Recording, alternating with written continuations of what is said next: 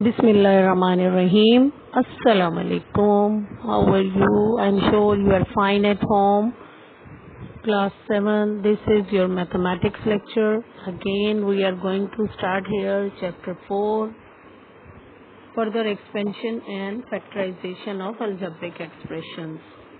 What is factorization? Definition in mathematics: factorization or factoring consists of writing a number or another mathematical object as the product of several factors, usually smaller or simpler objects of the same kind. Okay, today task 13. It means this is lecture 13 and the homework is exercise 4C, question number 6 C part, question number 7 C part. Okay, you have to solve all the tasks on your copy 2. Okay, then we are going to start here classwork chapter 4 exercise 4C, question 6C, 6 AD, 7 AD and 8 BD parts. Okay, you have to solve all the classwork on your rough registers. Factorize the following. Question number 6 A part, 36 m square minus 48 mn plus 16 n square.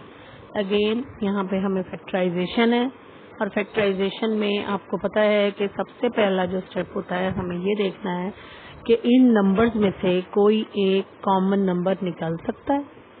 Common का मतलब होता है कि कोई भी ऐसा number जो number हो और वेरिएबल हो, दोनों चीज़ें भी हो सकती हैं, या फिर सिर्फ वेरिएबल होगा या सिर्फ नंबर होगा, जो ऑल द एक्सप्रेशंस उनमें मौजूद हो या उनसे हम, जैसे सपोज यहाँ पे है 36, 48 एंड 16।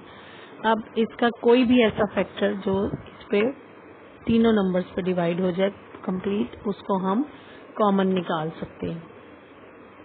अब हमने यहाँ देखा कि 36, 48 एंड 16 इन पे 4 नंबर इज कम्प्लीटली डिविजिबल। अब 4 के टेबल में 36 9 पे आता है, 48 12 पे आता है एंड 16 4 पे आता है। ठीक है, 4 हमने कॉमन निकाला और ये हमारे पास रिमाइंडर आ गया। अब हमने इसके फैक्टर्स बनाने हैं और ऐसे फैक्टर्स बनाने हैं कि 4 और 9 को मल्टीप्लाई करते हैं हम 36, और कोई भी ऐसा नंबर हो जिसको हम मल्टीप्लाई करें तो 36 बने और ऐड करें या सब्ट्रैक्ट करें तो 12 बन जाए, तो -6 एंड -6 इसको मल्टीप्लाई करेंगे तो ये +36 बन जाएगा। ठीक है, और जब हम इसको ऐड करते हैं तो ये हमारे पास -12 बनता है। Okay, these are the factors. ये हमने कॉमन लेके और इनको फैक्टराइजेशन कंप्लीट की। 3m यहाँ से कॉमन निकला, 3m - 2n हमारे पास यहाँ आ गया। इस तरह -2n यहाँ कॉमन निकला, 3m - 2n आ गया। अब हमारे पास सेम 2 ब्रैकेट्स आ गई। आपको पता है ये प्रीवियस लेक्चर में आपने देखा था कि जब सेम 2 ब्रैकेट्स आ जाती हैं तो हम स्क्वायर लगा के उसको खत्म कर देते हैं। This is the end of the question, this is answer. Then D part में 25 - 10 tu plus t square use किया। अच्छा जी, अब हम first of all you have to arrange it. Square वाली वैल्यूज को पहले लिख लेंगे, बाकी बाद में लिखेंगे। सेंटर वाली जो एक्सप्रेशन है, मिड टर्म जो है, इसको हम एज इट इज दरमियान में ही लिखेंगे। 25 को हमने रिप्लेस कर दिया टी स्क्वायर यू स्क्वायर से। ठीक है, चलेंगे। अब यहाँ पे हमने इसके फैक्टर्स बनाए, -5 tu -5 tu, because 25 is the number. 25 multiply करेगा और ऐड करके -10 u बन जाएगा tu। अब tu कॉमन आ गया, tu -5 is the reminder. -5 common आ गया इन दोनों से, tu -5 यहाँ आ जाएगा। tu -5 tu -5 okay, tu -5 whole square, same brackets थी सो होल स्क्वायर आ गया। अब क्वेश्चन नंबर 7 है, अगेन फैक्टराइजेशन है। यहाँ हमारे पास थर्ड आइडेंटिटी अप्लाई हो रही है। ओके, ये हमारे पास a² - b² = a + ba - b। ये 32 में से और 98 में से हमने क्या कॉमन लिया, 2।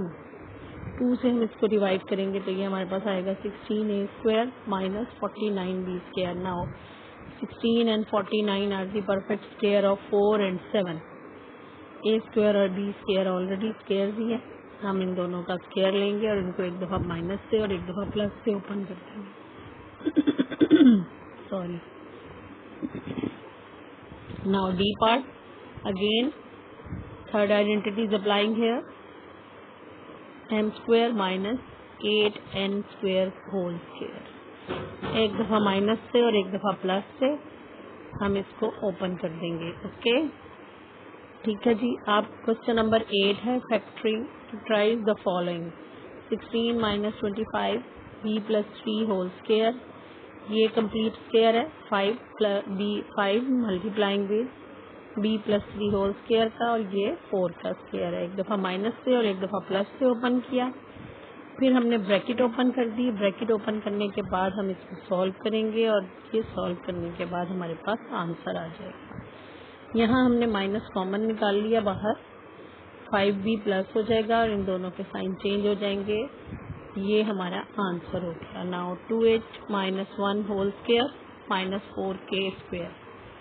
यहाँ 2k का होल स्क्वायर आ गया, इसको एक दफ़ा माइनस से और एक दफ़ा प्लस से हमने ओपन किया और this is the answer. Okay, I am sure you have to understand all the lecture and